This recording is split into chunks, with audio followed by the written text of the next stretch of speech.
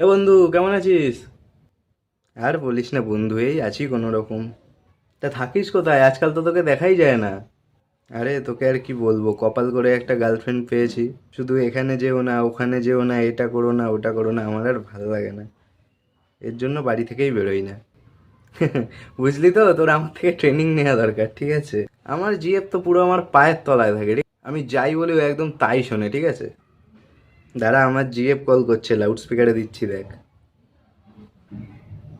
না রে ভাই, আমি তোকে বিশ্বাস করি, দরকার নেই, লাউড স্পিকারে দেওয়ার দরকার নেই। হ্যালো। হ্যাঁ, কোথায় তুমি? এই একটু আড্ডা দিচ্ছি। তোমাকে না আমি কতদিন বলেছি এসব আড্ডা ফাড্ডা আমার পছন্দ না।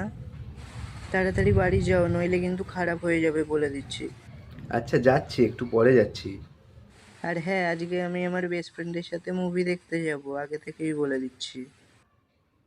হ্যাঁ হ্যাঁ, ঠিক আছে ঠিক আছে, যাও। হায় রে বিধাতা, এর অবস্থা তো দেখছি আমার থেকেও খারাপ।